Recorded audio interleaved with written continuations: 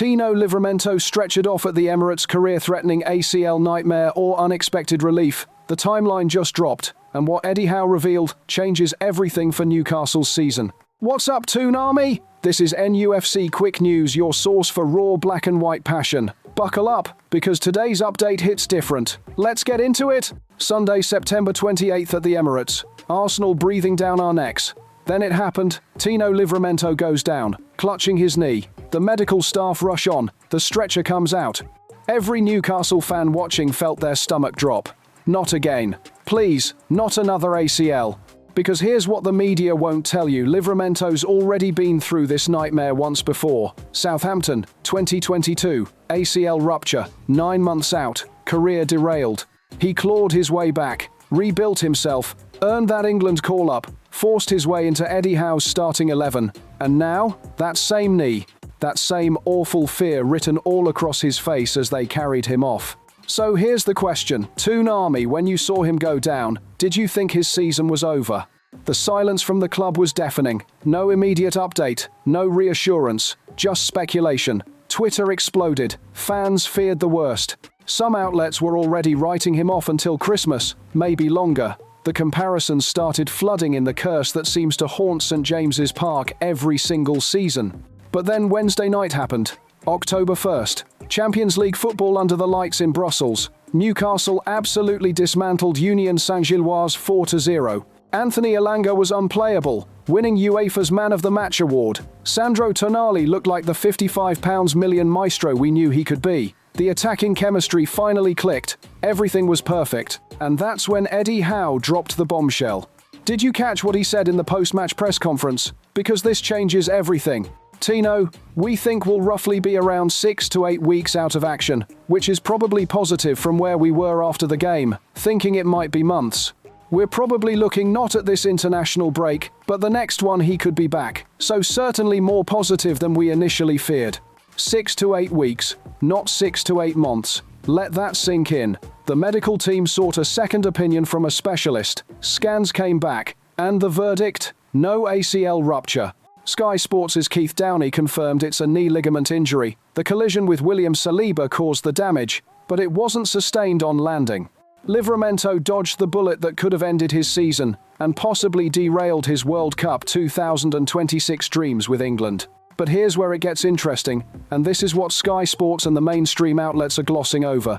8 weeks means Livramento misses at least 8 games, potentially around 10 matches if recovery hits the full timeline. And not just any games. We're talking about a brutal run that could define Newcastle's entire season. Let me break down exactly what Tino's going to miss, because this is massive. Are you ready for this fixture list? Because it's absolutely ruthless. First up, the immediate Premier League battles. Newcastle face Brighton, Everton, West Ham, Nottingham Forest in the league. Winnable games on paper, but we've seen how quickly momentum shifts in this division. Drop points in those matches, and suddenly we're scrambling in the table instead of climbing it. Then the Champions League drama kicks in. Benfica at St James's Park, Athletic Club at St James's Park. 2 home games under the European lights where Newcastle absolutely need results to progress.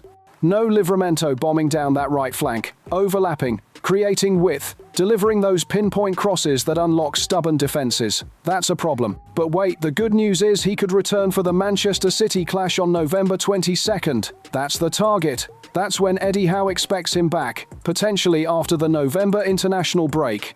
The timeline puts his return right before some massive December fixtures, including Bayer Leverkusen, PSV, PSG in the Champions League, plus the Tyne and Wear derby against Sunderland. So here's what I need to know from you, Toon Army. Who steps up in Livramento's absence? Because this is where Eddie Howe earns his money. This is where squad depth gets tested. Kieran Trippier's been there, done that, got the medal collection to prove it. He's the obvious replacement.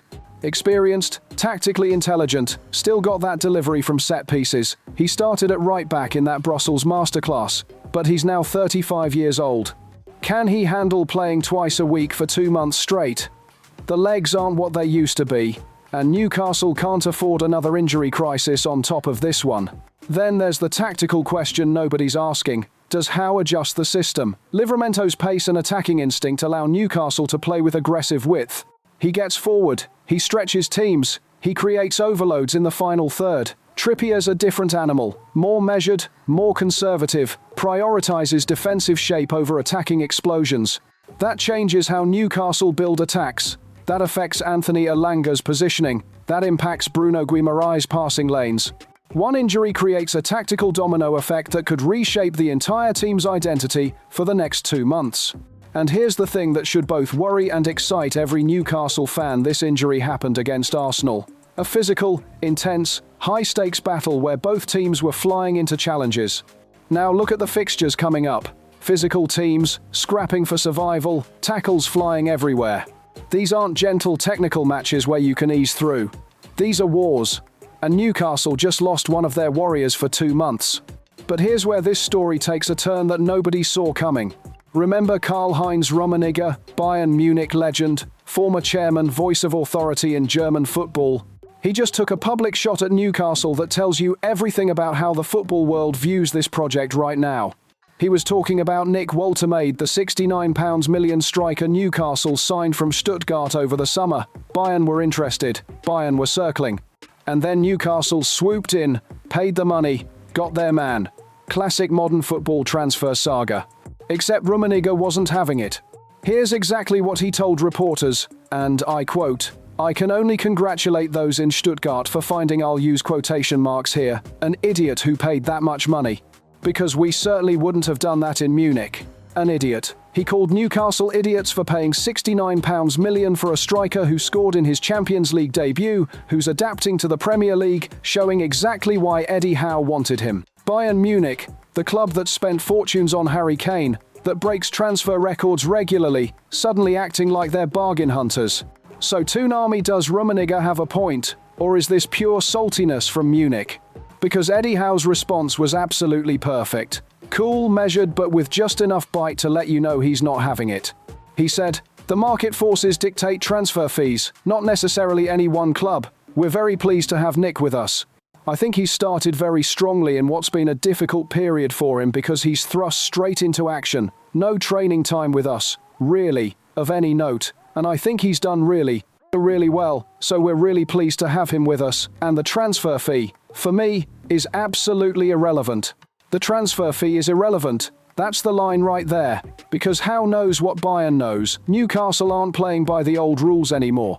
This isn't a club that needs to penny pinch and bargain hunt. This is a project backed by ambition, by vision, by owners who want Champions League football permanently, not occasionally. Woltemade's scoring. He's adapting. He's showing that physicality and finishing instinct that Newcastle desperately needed after Alexander Isak's departure to Liverpool. Meanwhile, Bayern are stuck throwing shade at rivals instead of fixing their own problems. But let's connect these two stories, because this is where it gets fascinating. Livramento out for 8 weeks. Woltemade settling in perfectly, despite limited training time, and Rummenigge's criticism. One injury, one successful signing despite international mockery. Both revealing the same truth about Newcastle's project right now: depth matters. Squad building matters. Having multiple solutions to the same problem matters. Mental resilience matters. And here's the real question: is Newcastle's squad deep enough to handle this? Because 6 to 8 weeks sounds manageable on paper, but football doesn't work on paper. Injuries pile up, form dips, confidence wavers. One absence creates pressure on others, which creates fatigue, which creates more injuries. It's a cycle that's destroyed promising seasons before. Look at last season. Newcastle flew out the gates, Champions League knockout stages within reach, then injuries hit, fixture congestion arrived, and maintaining consistency became harder.